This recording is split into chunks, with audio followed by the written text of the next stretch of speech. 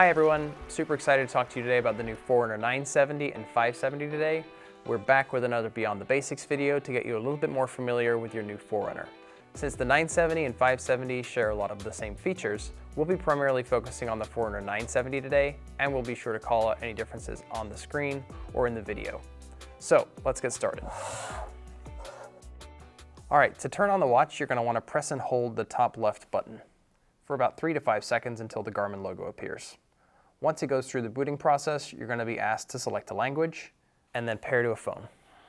All right, once the product is booted up, you're going to want to go ahead and select a language.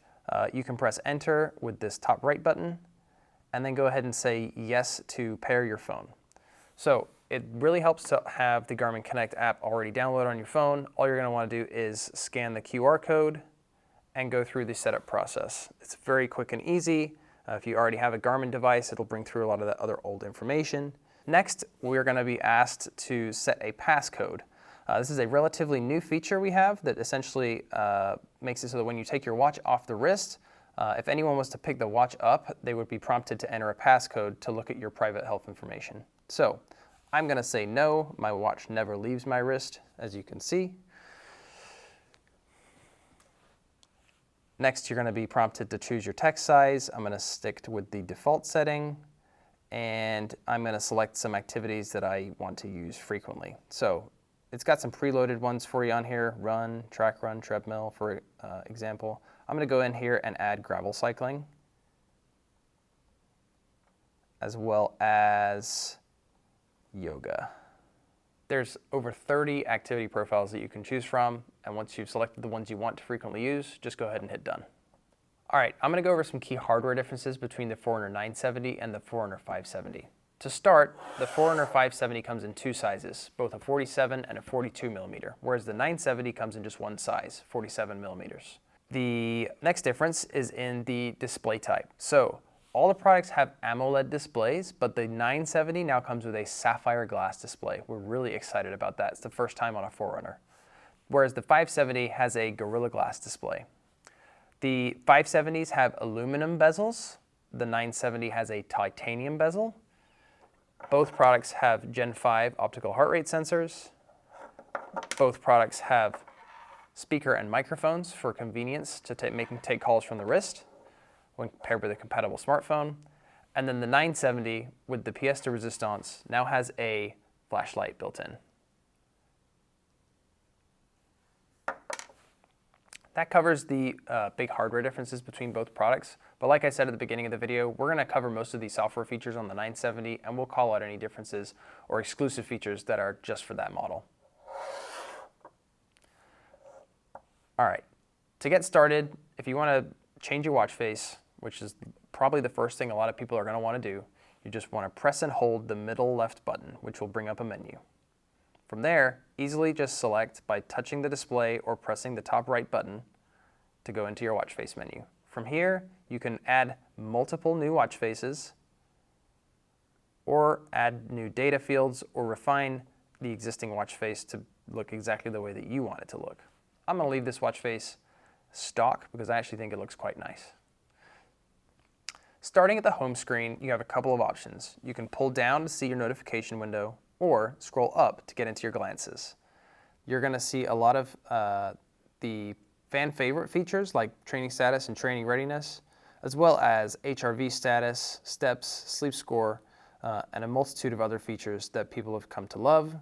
To add more, you're going to scroll to the bottom and hit edit, hit add, and you can add things to your heart's content. I really am a big fan of the new moon phase feature, as well as the sunrise sunset glance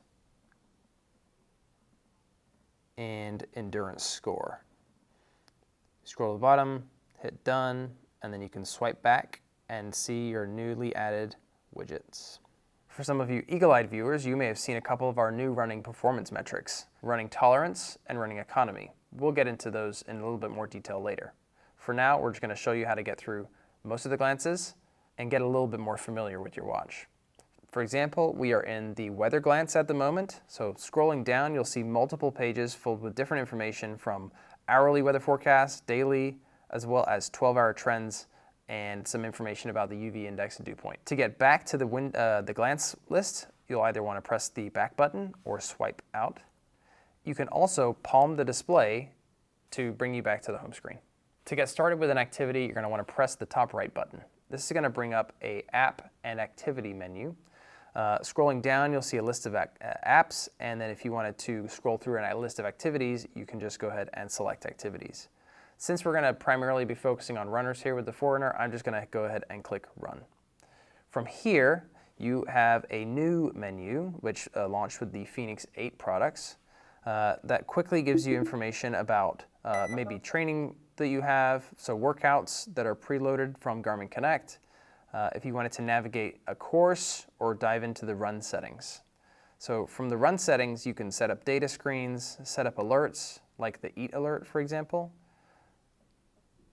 which will tell you to eat at a certain amount of time or distance. Super helpful for those of you that are doing longer runs. You can also set up an alert for drinking or heart rate or anything like that. In the data screens menu, you can set up the layout of each of the data pages as well as what data is being presented to you. I actually find this is a lot easier to do within Garmin Connect. Here's how to do that. Once you're in Garmin Connect, navigate to the Run Activities page within the watch settings. From here, you're going to want to go ahead and select Data Screens. So from here, you'll see all three that we're being presented with. We're going to go ahead and select the first data page. And from here, we can go ahead and change the layout. I'm going to go ahead and do 5 fields.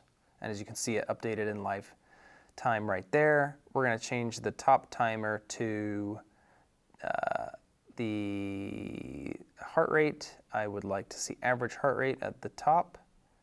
I'll leave the middle one as distance. I'm going to go ahead and change this heart rate zone to a average cadence.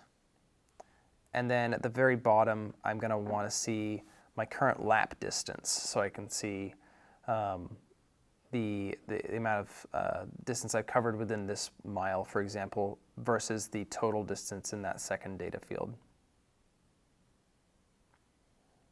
So as you can see, this is a whole lot easier than having to fiddle around on the watch. We're super excited to bring this real-time setting sync over to a lot of our wearables now. Next, to access the control menu, press and hold the top left button. This is going to bring up your control wheel. So this is kind of a quick access point for multiple things on the watch. On the 970, you're going to have that flashlight. You're going to have Find My Phone on both watches. The flashlight's the only exclusive one in this list to 970. You're also going to have a quick access to your the clocks menu, which also houses your alarms and stopwatch and other features. Your wallet for Garmin Pay, the volume for the product, the ability to lock the device, as well as water ejection. To change or add any of these, press and hold the middle button to get into the menu for that. You can reorder the controls, remove, or add new ones. So let's go to Add, and I'm going to go ahead and add Battery Saver, as well as Garmin Share. To get back, you're just going to want to go ahead and press the back button or swipe back. And as you can see, these new options are in this menu now. To get home, just press the back button. The Forerunner 970 comes preloaded with a Connect IQ App Store. And so if you want to go ahead and get music ready to go on your product, you just press and hold this bottom left button. And we can go ahead and add music apps directly from the watch. So, preloaded, we've got Spotify, Deezer, Amazon Music. I do recommend getting your watch connected to Wi-Fi before starting this process because it can take a while to send it from the phone. So to do that, we'll go back to the home screen, press and hold the middle button to get to your menu, and then we're going to go ahead and scroll down to the total watch settings. From here, we're going to go to Connectivity, down to Wi-Fi, and then My Networks, and add a network. Here at Garmin, we have a Garmin Guest Wi-Fi, so we're going to go ahead and jump on that.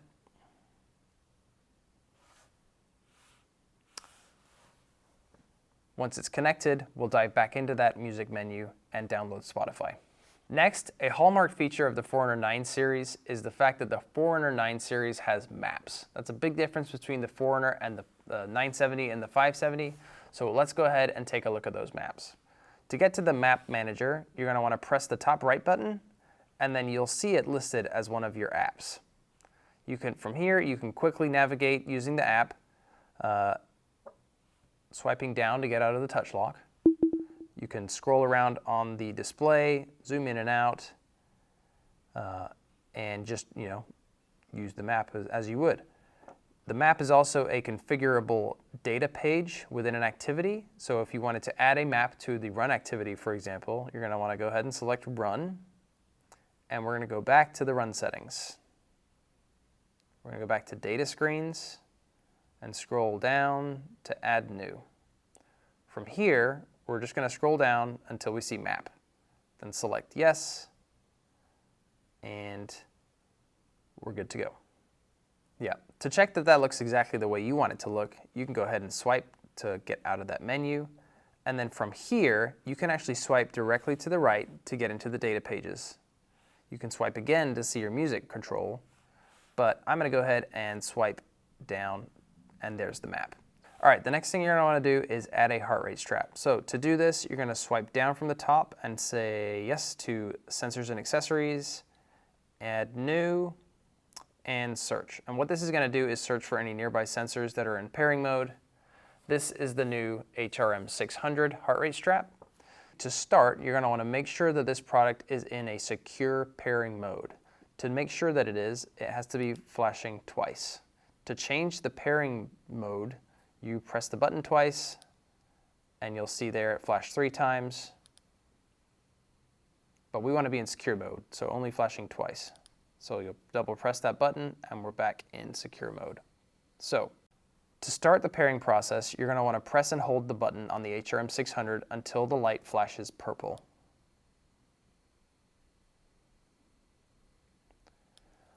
You will now see on the Forerunner 970 that the HRM 600 is in pairing mode. So you're going to go ahead and select the product.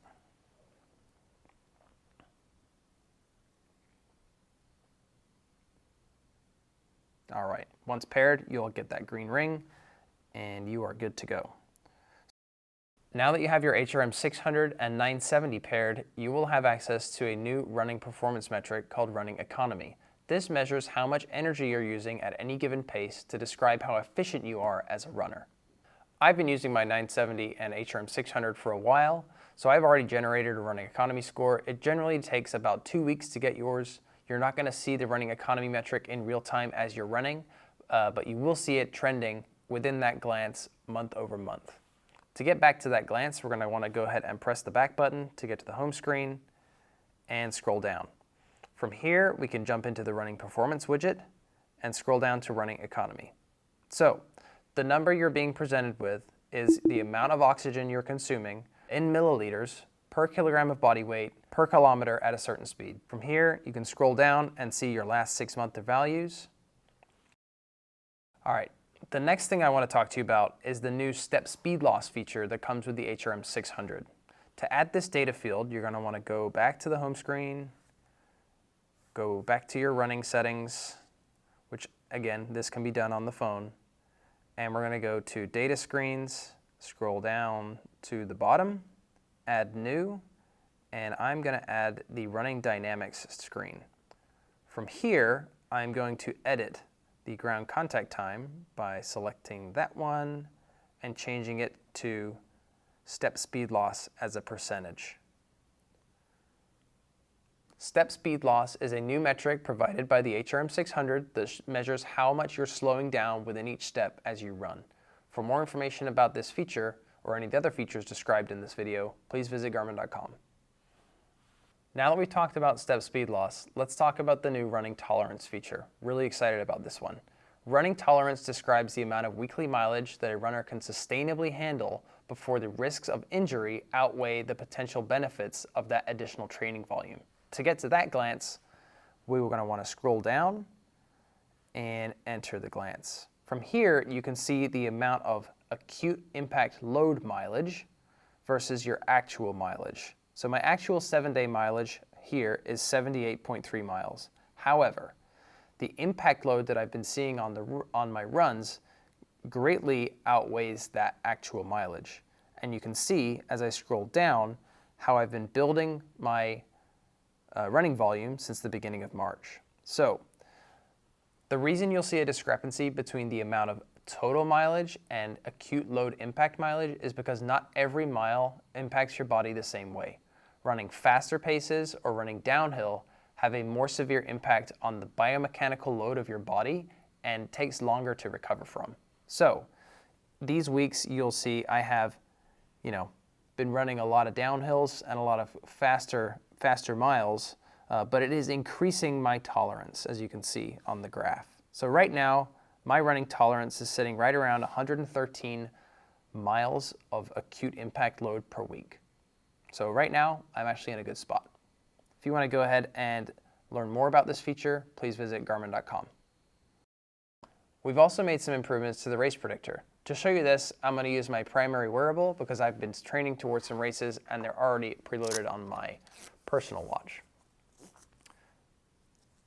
All right, to get to the event glance, you're going to want to just go ahead and scroll down. I already have the race calendar glance added to my glance list. If you don't have it added, you can just go ahead and hit edit and add it there. I'm going to jump into there and go ahead and select the upcoming race, the Greater Kansas City 10K. From here, you're going to be presented with the standard countdown window, which shows the races in 4 weeks and 4 days. Now, instead of just a time, you're going to be presented with a projected finishing time that you could potentially train towards if you continue to train in a productive manner. Another really cool feature with this is by pressing the top right button, you can now switch between showing your finishing time or your average pace that you'll need to get to that time. So here it's projecting that as of today, I can probably run at a 6:10 pace for 10K. But with proper training, I might be able to get down to a 6:06. From here, you can scroll down and see the average weather window, the course, and if you want, you can even jump into the map. The other enhancement that we've made for the purpose of projection is we're including the course and its elevation profile, as well as the weather in the predicted time. So these times are now specific to the race, not just a 5 or 10K in general. Getting out of that, you're just going to want to go ahead and scroll out. We've also made enhancements to the race day experience by adding auto lap by timing gates and suggested finish line.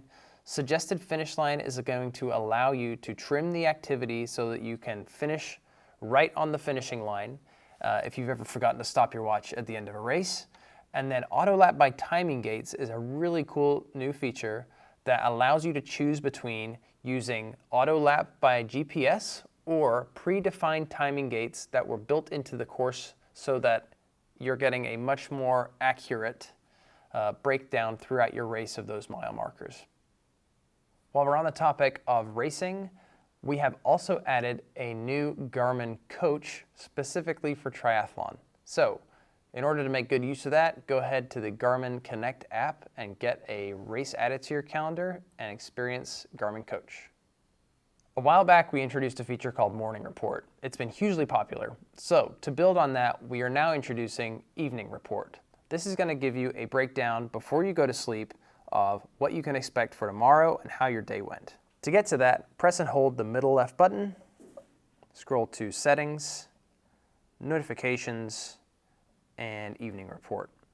From here, you can trigger the report to start up to 3 hours before your set sleep time, and also edit the report so that you can show what things might be relevant to you.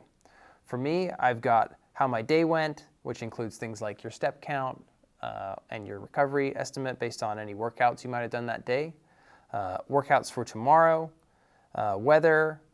You could use a jet lag advisor or even add a multitude of things. I always suggest saying, let's say, add the sleep coach so you can get an estimate on your sleep need for the upcoming sleep window, and you can go ahead and hit done.